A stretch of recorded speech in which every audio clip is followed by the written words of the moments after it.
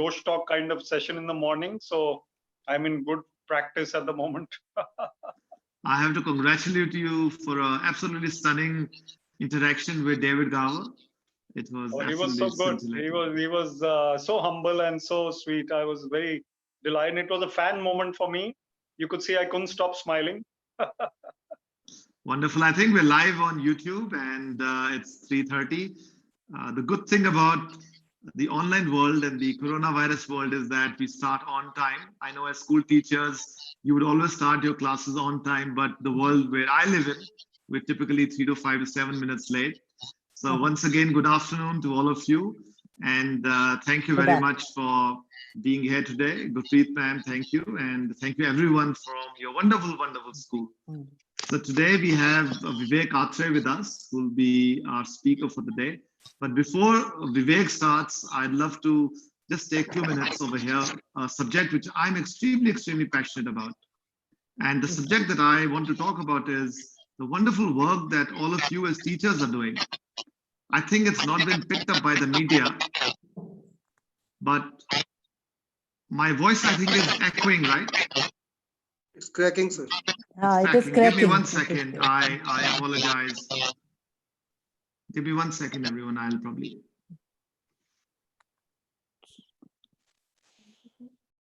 Can I be heard now? Yeah, now it is clear. Fantastic. Switch off.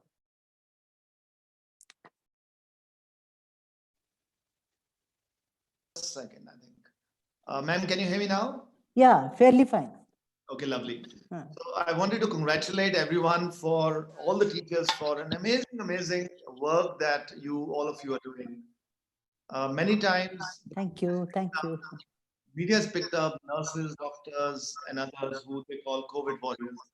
I actually call the teachers of India as the biggest COVID warriors for not only taking care of their homes, but also taking care of online learning that is happening. So not a day of learning is being lost. But more importantly, I think we're nurturing young minds, which is absolutely, absolutely fantastic.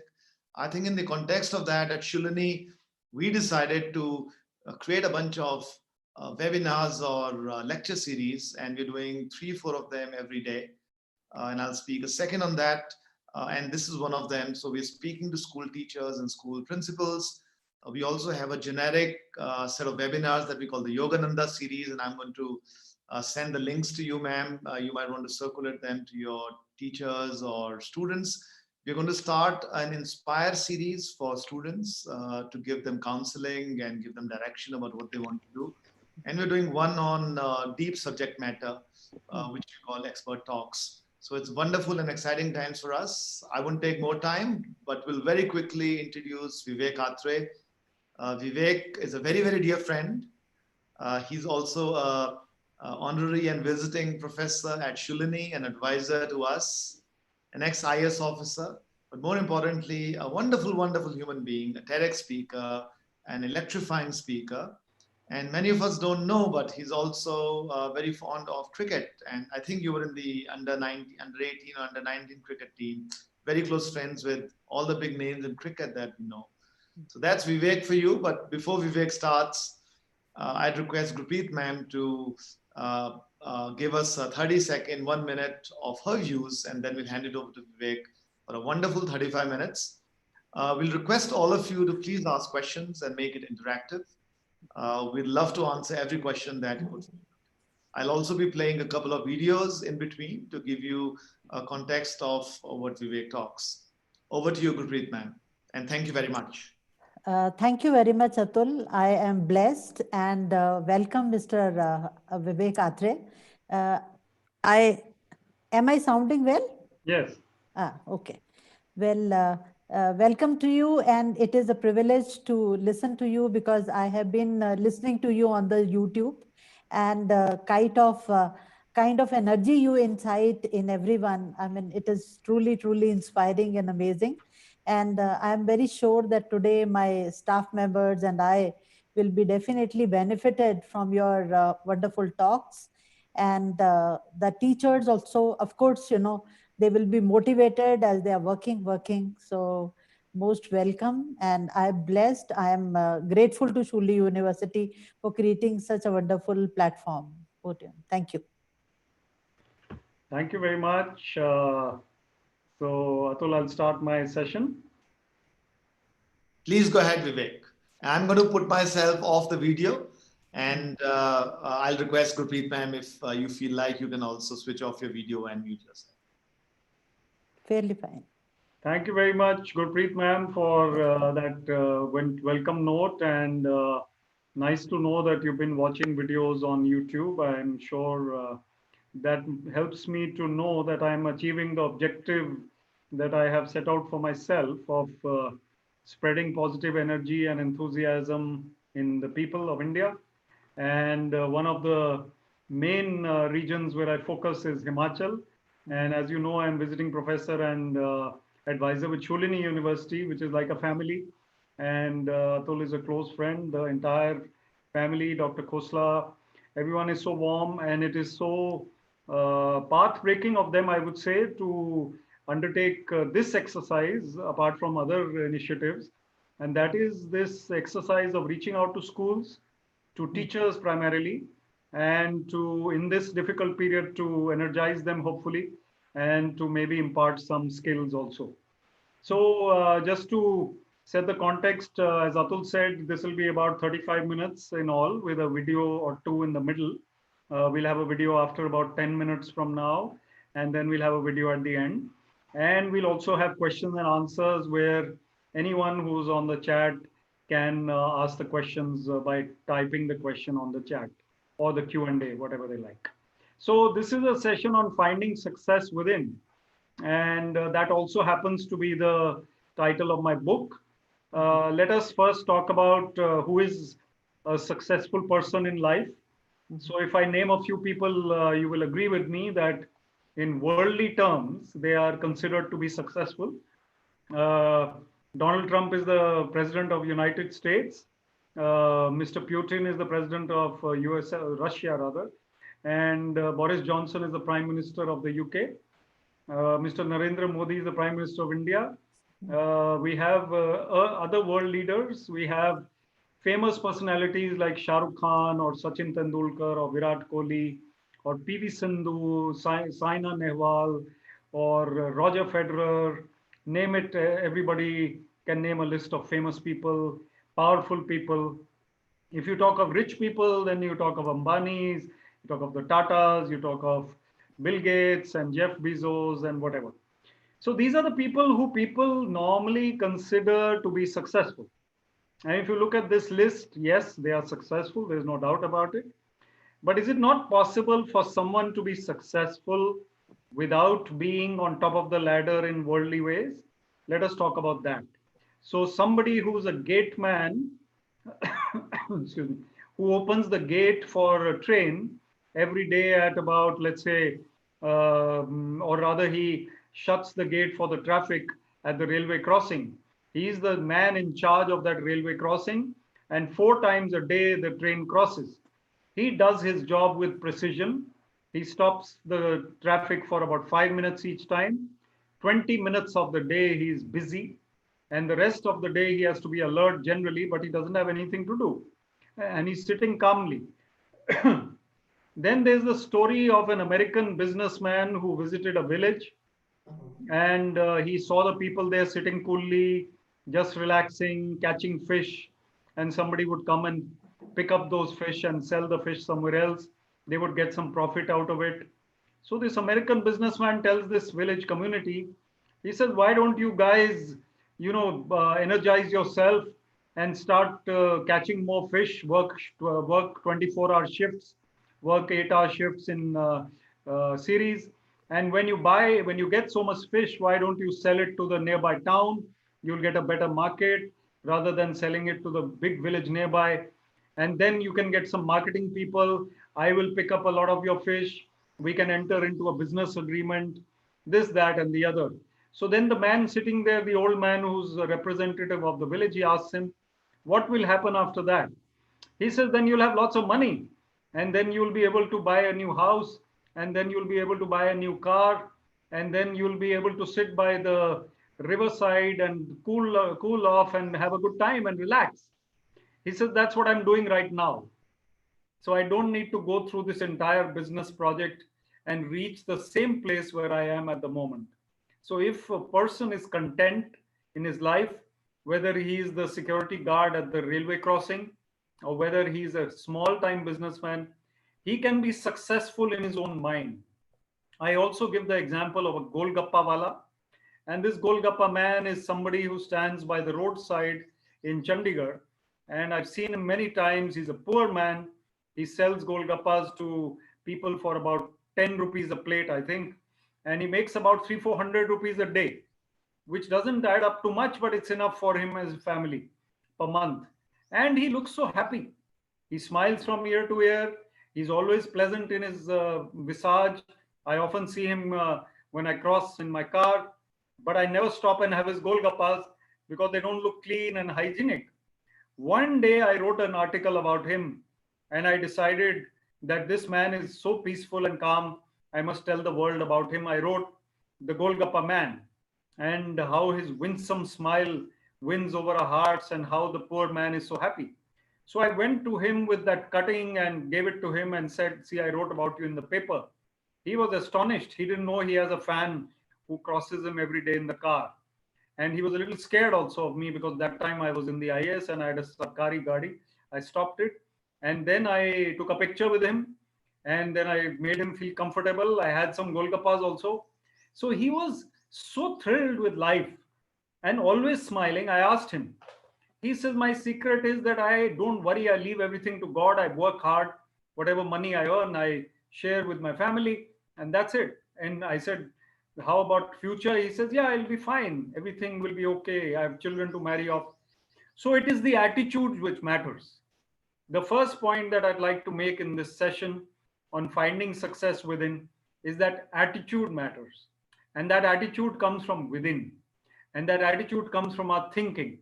It comes from our mindset. So how do we have a positive attitude? A positive attitude of contentment. Are we grateful for what we have? Even in this lockdown period, there are so many people who are feeling ungrateful about their lives. They feel they are complaining that, you know, we are in our house, they have enough to eat, but they are just not able to do what they normally do. They are feeling a little uneasy. And it is normal to be uneasy at such a time. You can't do normal routine stuff, but they have to be grateful for being alive, for being unaffected by the disease, for having a family with them, for having a place they call home. So it is some place that gives us that nourishment, that happiness, that succor that we need in life. So contentment is an attitude and it is something that we feel good about. Then we aspire for more and better.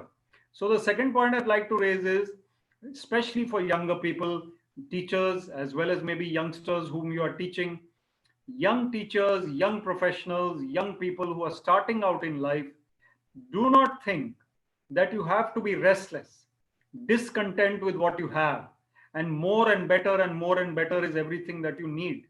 It is not going to happen that one day you feel I have enough now to be content and happy. It will never happen. You will always keep racing for more. So there is a saying that I often quote.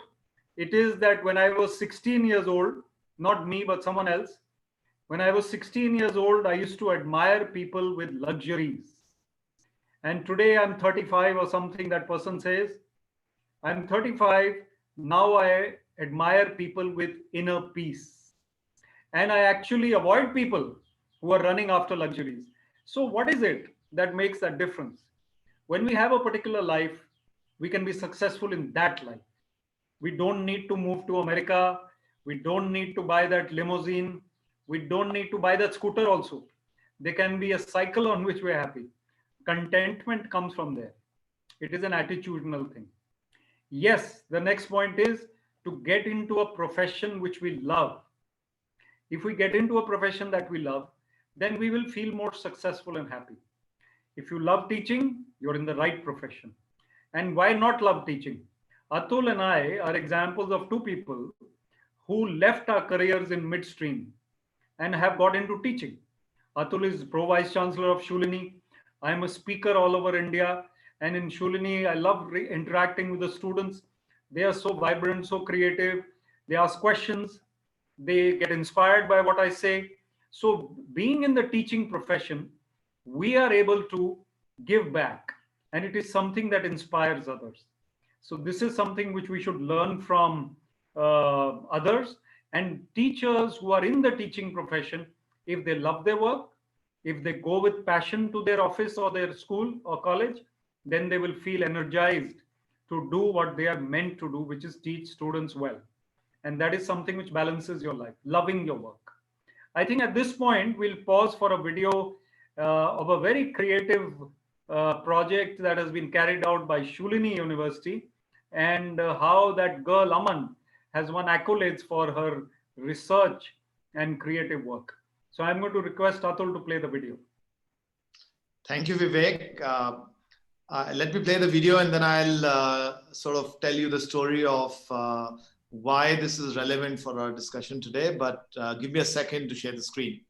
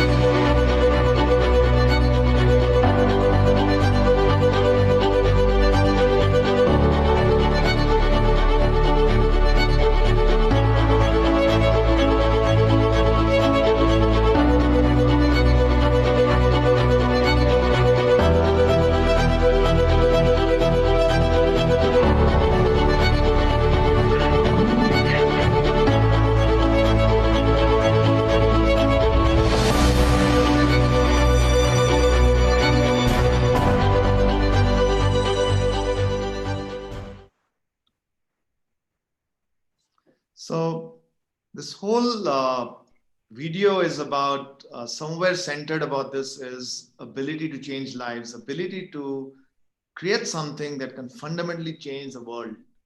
And here is Aman, a PhD student of ours at Shulini, who comes from a relatively lesser privileged family in Punjab. She was a bit of a troubled child in her undergrad and masters, and did some amazing work in her PhD. And how did it happen?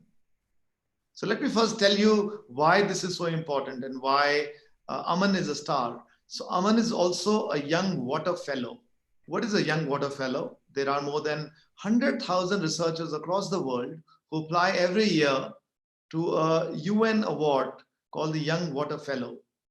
And Aman won this award hands down. She spent 3 to 6 months, I think 4 months in Geneva as part of this award. But her story doesn't end here. Post that, she has won a 25 lakh award to continue her work, continue her research from Tata Trust and Lockheed Corporation, which is the largest US research company. How did it happen? It happened very simply because for 3 things, I think. One, her professor, Dr. Saurabh, was able to give her a project that she was interested in, something that was close to her heart. Secondly, she was stretched in terms of the work. So we stretched her to say that, okay, do something beyond what you normally do. But third and more importantly, I think Dr. Saurabh gave her the opportunity to think outside the box, to be creative.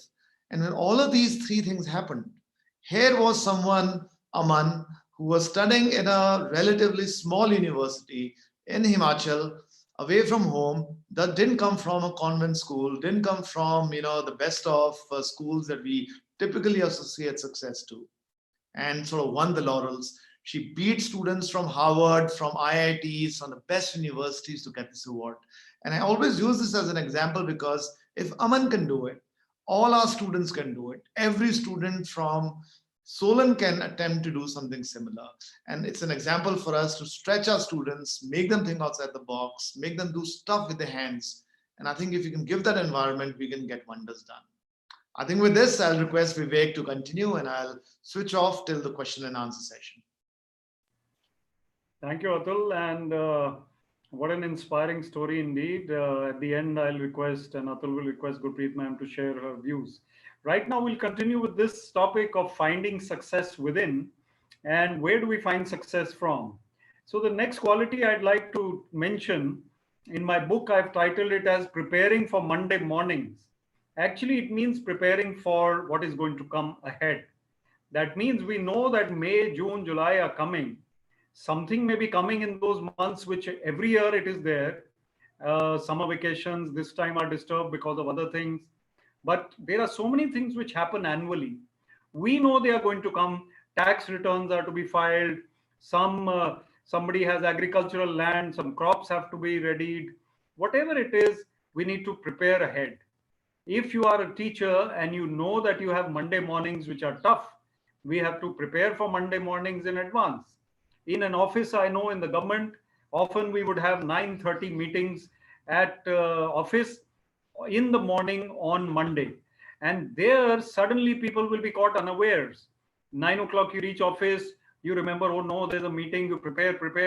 But by the time you reach the meeting, you are in a dark and the boss is not in the dark. He is all ready to ask you fire questions, but you are unprepared. So how do we prepare? The previous week, the previous month, the previous day, we prepare. We don't firefight only. That means firefighting means that reacting to situations. But by anticipating situations, by planning ahead, is a great leadership quality as well as personal quality. As that personal quality, which gives you foresight and planning. Methods like that. The next point, which cannot be missed in any session, is to be an able communicator. When you are actually a great communicator, sometimes you are even able to pass off something which you don't know. Not that we are trying to do that, but it is something which helps you to impress others. It helps you to get your point across effectively.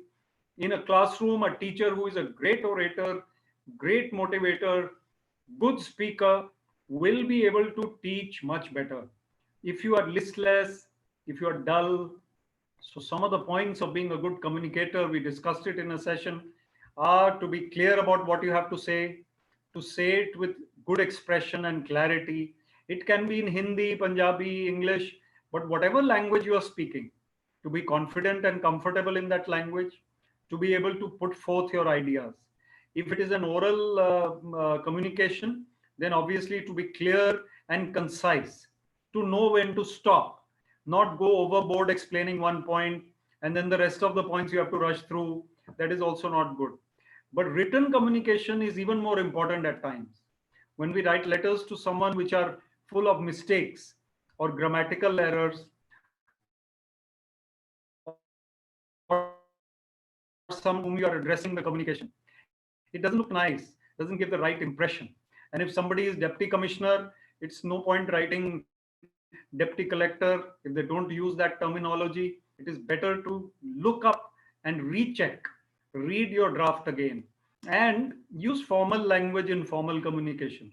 So communication is very important. It's a big subject. We can spend hours doing it. I often mention that there are some common Indian errors which we need to eliminate.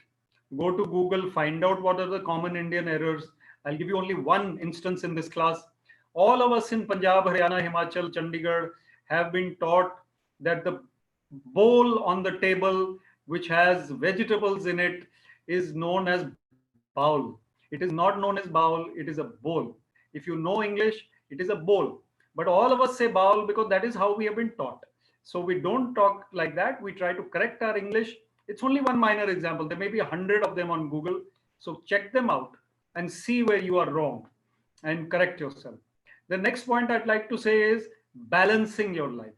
That means that you are not over obsessed with one thing. It is not only work that matters. Family matters equally. Family is actually top priority. Are people spending enough time talking to each other, or are we only going through the motions? Breakfast, lunch, dinner, television, and then just doing sundry things at home, and then maybe an argument or two, and that's it. Sometimes that's all that happens. Children busy with their phones, families busy with their parents, busy with their phones.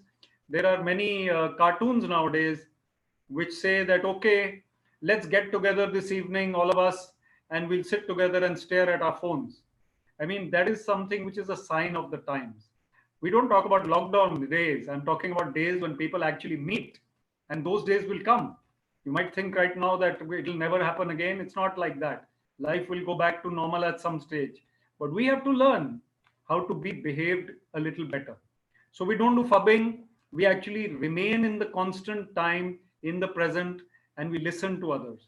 So remaining balanced in our personality, in our attitudes, not getting over angry, not being over soft, being firm, resolute, being absolutely sure of what we want, and knowing that we should never lose control of ourselves. That is something which people need to look out for. Emotional intelligence is the next point.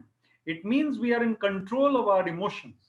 We are intelligent enough to understand what to say, when to say it, and how to say it, in front of whom to say it. So, this example I must give because many people get it wrong. When we are scolding someone, and we have to scold children at times, juniors at times, a peon at times, we don't scold them in front of others because they feel bad that those others are present at that time. So it is very necessary to look out for the feelings, and the sensitive situation should be avoided. We should call that person in private and tell them this was wrong. You should do it like this, whatever it is. That is very, very important. Another thing about success is to look for actually where is it. It is not available in mangoes or chocolates or vacations. They are all temporary. They are giving temporary pleasures. What is our general lifestyle? How are we in a normal day? Are we looking forward to that day? Are we content with our lives? Or are we looking at it in various acquisitions? Let me get this thing, let me buy that, let me buy a new dress. It's fine. It's okay to buy a new dress. It's okay to change your shirt every day in a different color. Now, Mark Zuckerberg, who's the founder of Facebook, owner of Instagram and WhatsApp also, one joke about Mark Zuckerberg is that his mother is the only mother in the world who said, Mark, spend more time on WhatsApp and Facebook and Instagram because he's the owner, he has to look after them, right? All other mothers say, less time. The other joke, and not joke, it's a serious thing. He doesn't change the color of his shirt. He wants to wear the same shirt and trousers color, the same color every day. So he says, I don't want to decide in the morning what color to wear. I believe that deciding what to wear is a creative process. It should be done. But if Mark Zuckerberg finds it suitable for him, then best of luck to him. I'm fine with his lifestyle. I have my own lifestyle. So we have to basically look at what is comfortable for us, what is creative for us. And that brings me to the next point of success, a very, very important point, which is creativity. We saw Aman being creative at Shulini. We see a lot of research work being done there. But in our own lives, can we sometimes change what we do, the way we do it? Are we rushing into the same routine every day? Can we somehow, we've been doing something all day long, every day for the last 10 years. If we change the way we look, change the way we speak with a new word sometimes learned from Oxford Dictionary, sometimes we watch Shashi Tharoor videos, no harm. He gives you inspiration in a different way. You might laugh at him. There was a senior politician who was sitting in his office, a minister, and Shashi Tharoor came to call on him. So the moment Shashi Tharoor entered the room, the minister took his dictionary out and kept it next to him so that he can understand what Tharoor is going to say. So there are so many ways in which we can improve our personality. Learn one word a day, or maybe learn a new skill. Being creative also means that music which you wanted to learn, you wanted to sing karaoke, you wanted to paint, you used to paint about 20 years ago, now you stopped. Why don't you pick it up again? Creativity brings color to life, it brings magic to life. There are so many things that we can do to make our lives better and more successful in that sense. Otherwise, Monday to Saturday, you're working. Sunday, you make Rajma Chawal and go to sleep. Then what do? You relax. Relaxation is important. But if on Sunday, you can also do 2 hours of reading something new, learning something new from the internet, or maybe helping out with an NGO, it is creative things to do. And therefore, you become a different person. Some people, they only help with the traffic as traffic marshals. Some people, they teach others. Some people plant trees. It could be anything. These are creative things which help society. Learn a new skill. Especially younger people need to adopt these skills. And the next one is mindfulness, which I cannot miss. I must tell you that our minds are racing into the future, racing into the past, worried all the time, fearful all the time. So the quality in the Bhagavad Gita, which is number one, 26 qualities are given in the Gita for a human being to adopt. Number one is fearlessness. Fearlessness means I have so much faith on myself and on God that I don't feel worried and scared. So I must control my restless, worried, scared mind, because the battle of life is being fought in the mind. And people who can control their mind to a large extent, who can gather the courage to say what they have to say, do what they have to do, because their worries and fears are minimal, then they will be successful people. Because we only defeat ourselves. If we are scared to do something, we wanted to apply for something, we wanted to enter into a competition, we wanted to perform on stage or speak on stage, but because our inhibitions held us back, we could not. Then life goes by and one day we regret. So it is said that live life with experiences, not with regrets. And even if you go wrong, there's no harm. So therefore, we must focus on minimizing our fears. Some people are more fearful than others. Some people keep worrying. That worry, fear is not our friend. We must keep strong and positive. The next one, which is equally important, is to not be overcritical and cynical. Cynical behavior, negative behavior, spreading rumors about someone. Okay, playfully you can say, friends in college will always say, look at that boy is roaming around with that girl. I mean, these are friendly things in a way. But if you go overboard, rumors or gossip or criticism is worse. Criticizing someone overly. Dekho, this person must be like this, he must be like that. Maybe he's not. Maybe he's not to the extent that you are saying. So you have to know that each person has a different story. We have to empathize. Another factor for success, empathy with others. So we don't feel scared and fearful. We don't criticize, and we have empathy with others. See, all these qualities are not there in us to the fullest extent. We cannot be perfect in any of them, but we can improve. We can be better than our friends. We can be better than others. And if one person can be patient and calm compared to us, we can also be as patient and calm as that person. He's also human. So if we can emulate human beings who are better than us in certain things, who seem to handle life better, who are calm like the Golgappawala, and learn from them, then we'll realize that there are so many ways that we can improve. See, there are about 50 participants, and we would have a lot of questions based on my experience last time. So I'm not going to continue anymore with the points. The points are available in this book, and this book is called Finding Success Within.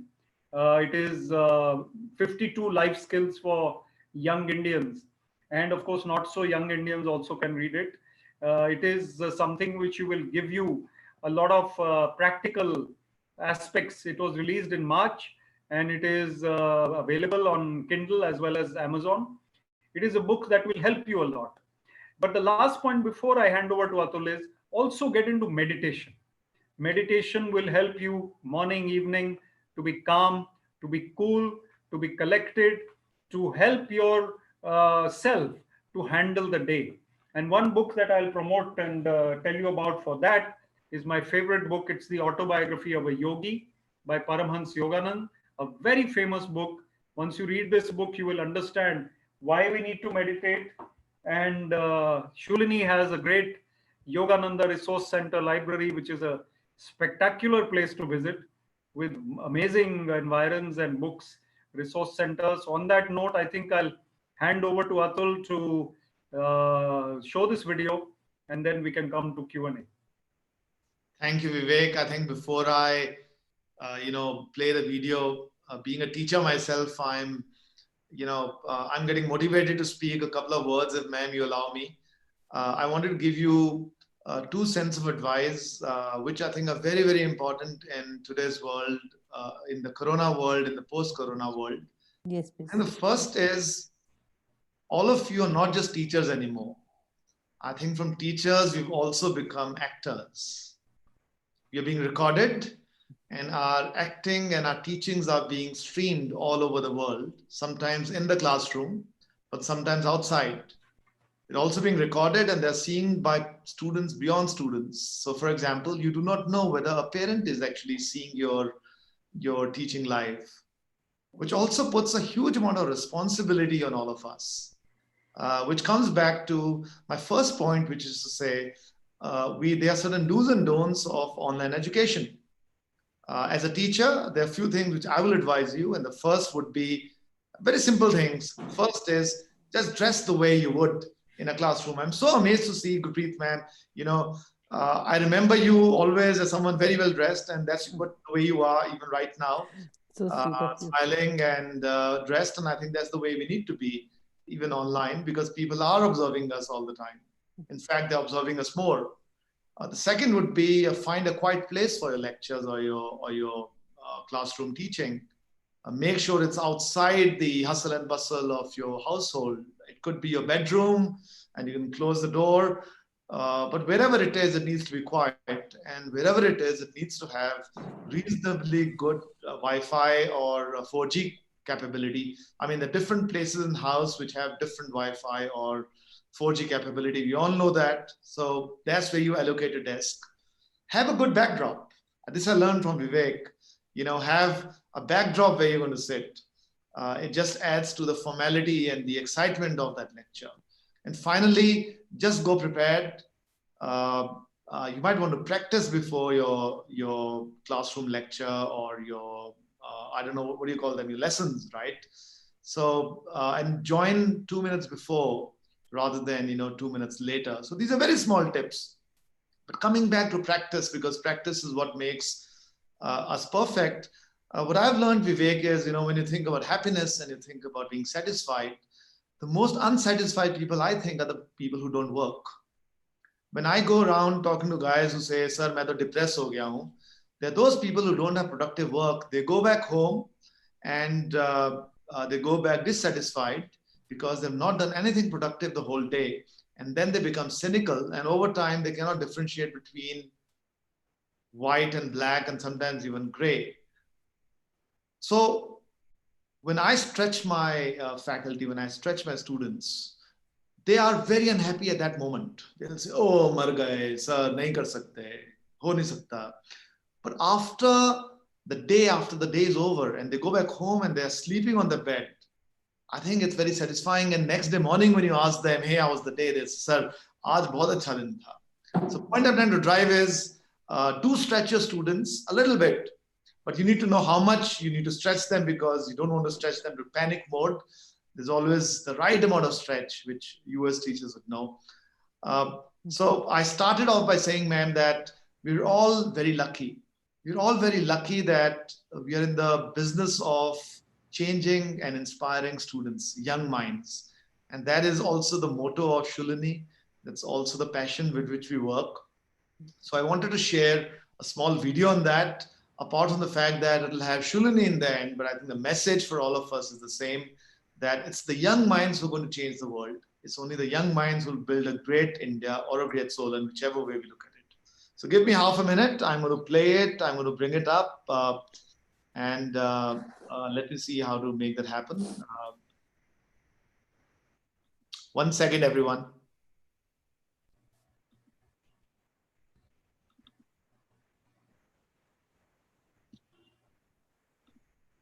Okay.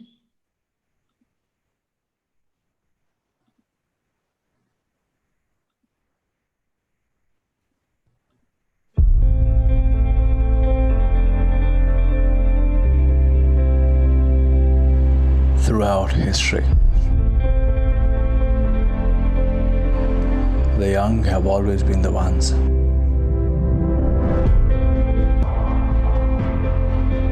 to shape the future.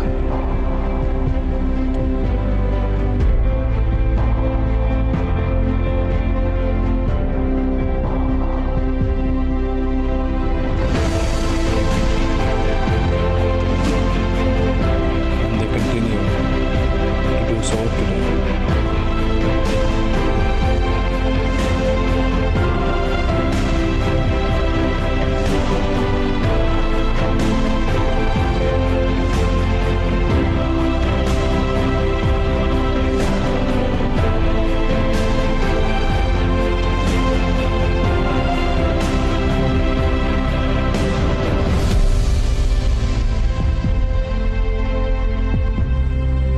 You are the country's biggest asset, a best bet to conquer the future.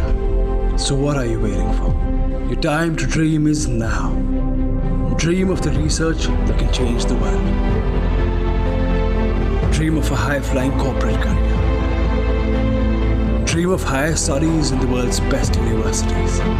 Dream of developing cutting-edge technology of the future. Dream of your own global startup. At Shuri University, we empower you and enable you to chase your dreams and change the world.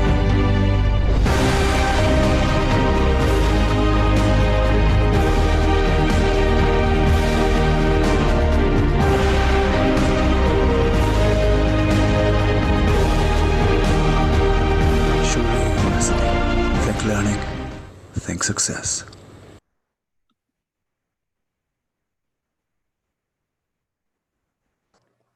Thank you. I think with that, we'll open up for questions. But before we do that, Vivek, I know ma'am has been to Shulani. I'd also like to invite every teacher, every student of your school, ma'am, over to us. We'd love to host you. Let's hopefully Corona will go away very quickly. All our prayers are together for that.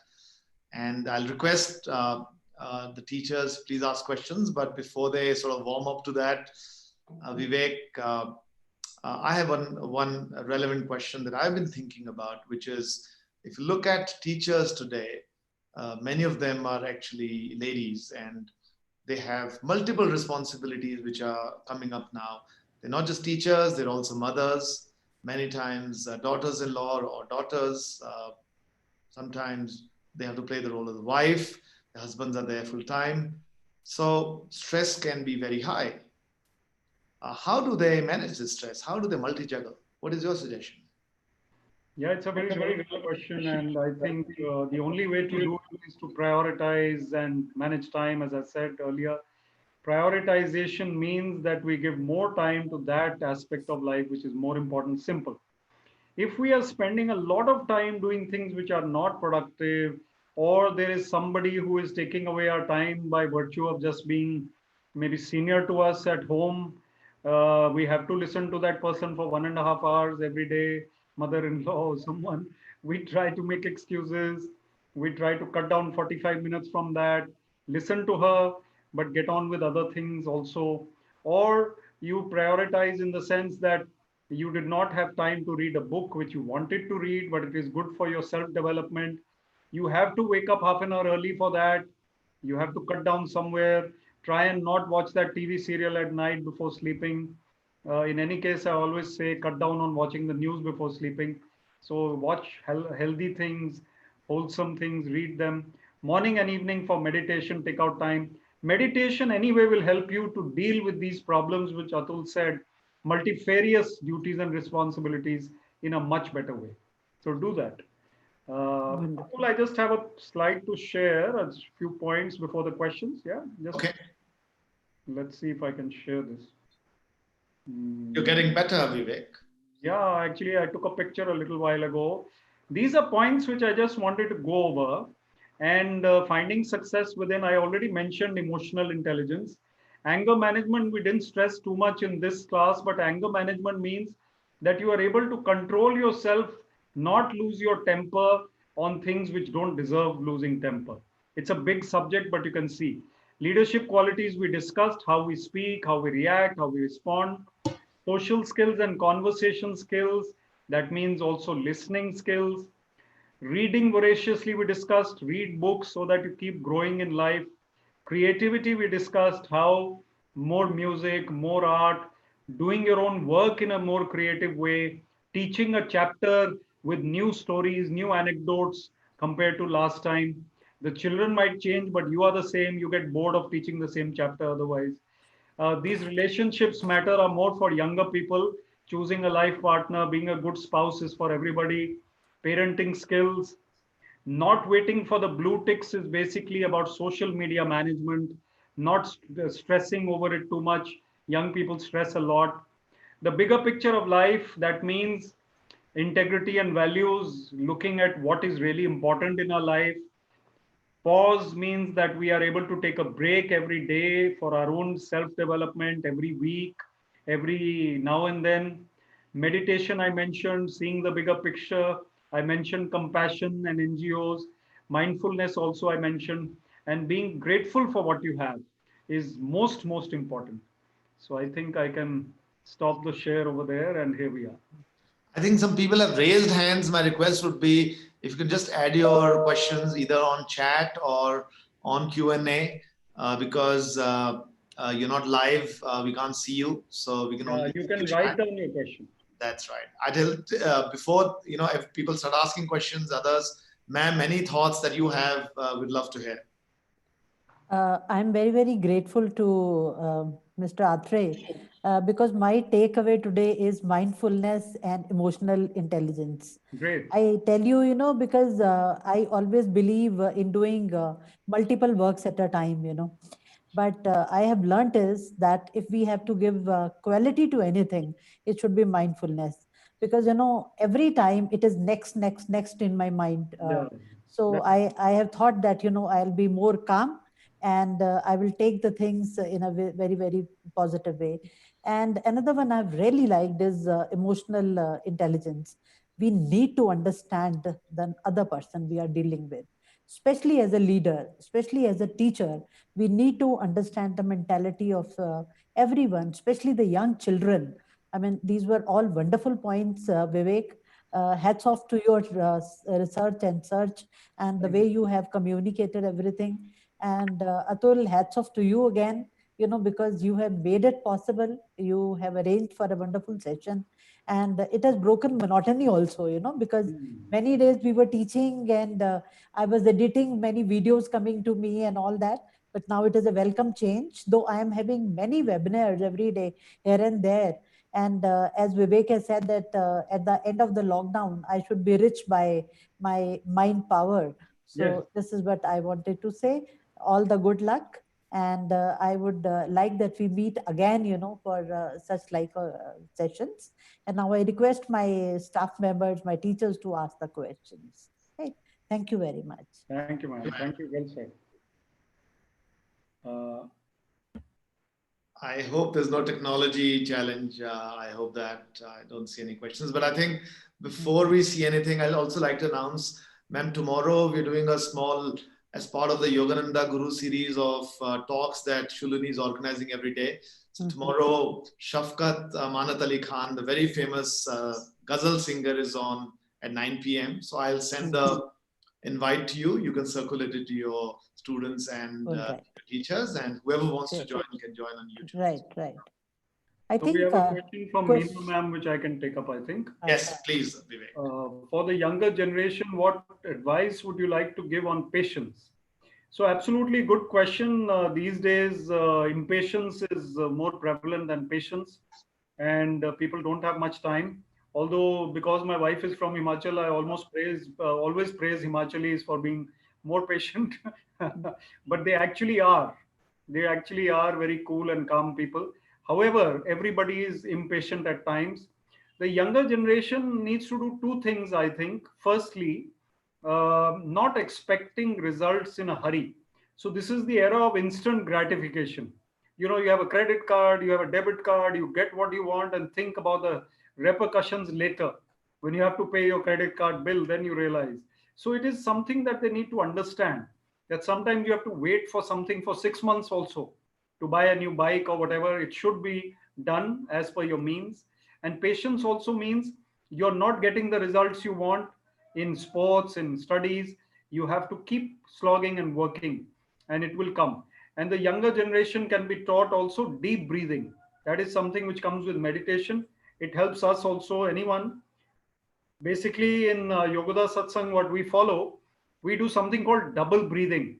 It helps you to become calmer and more patient also. So what we do is we exhale twice in an exercise. We say, so it's not a single breath, it's a double deep breath and double breath, inhalation, exhalation. This makes your mind calmer, and meditation along with this, that is something which they can do a few times a day, and it will also help them. Patience is otherwise a virtue which will come through maturity. Then comes, Neerja ma'am is saying it is really a matter of honor that we got the chance. Okay, thank you, ma'am. Thank you for that. Anyone else? I think that is it, Vivek. So thank you once again. Thank you, ma'am. It's a true honor. Sir, there is a question. There is a question in the Okay, Q&A. there's a question in Q&A. That's right. Yeah, we yeah, missed yeah. it. You missed it. Vivek, you want to see that? Yeah, I can see it. Sukanya ma'am has got a question. Yeah, Sukanya ma'am is saying that she would like to know what is one quality that is required to become the favorite teacher. How far humor plays an important role. So if everyone adopts this quality, then again we'll have a tie, because everyone will adopt the best quality. But to become a better teacher and to be loved and liked by your children and students, you don't have to be artificial about it.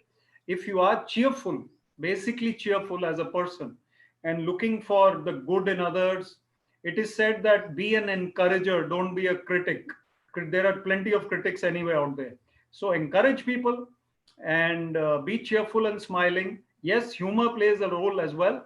In any session or class, if you can come up with one or two anecdotes, sometimes children go overboard in laughing and then they are difficult to control. So make sure it's not overly funny, but something which is balanced and which is, just generally humorous. So best of luck to become the favorite teacher. Just work on your cheerfulness. Lovely. Sukanya. I think looks like we're coming to the end. So I'd like to say thank you. Thank you, Vivek, for a wonderful, wonderful session. It's always so inspiring to hear you. Every time, I would say.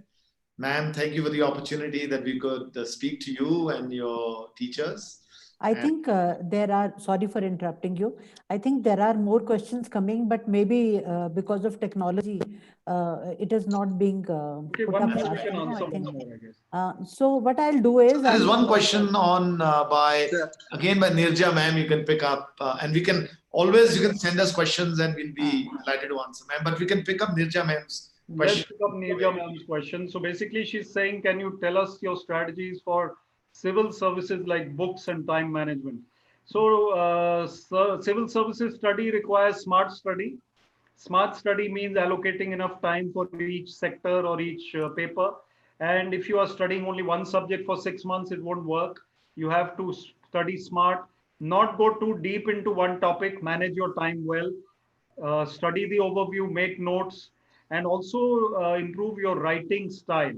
Because it is not only important to clear the prelims, you have to prepare for the mains. Because if you clear the prelims, then you are unprepared for the mains. There is not enough time. So write a lot, 200-word answers or whatever, and also improve your speaking skills. Make a viewpoint on each aspect of current affairs and try and do that. We have an academy in Panchkula, which is collaborating with Shulini for students in the new session. So we can also tie up with you. Okay. Thank you. Thank you, everyone. Have a wonderful day. Stay blessed and please be safe. Thank you. Thank you very, very much. Thank you. Stay connected. Welcome. Thank you.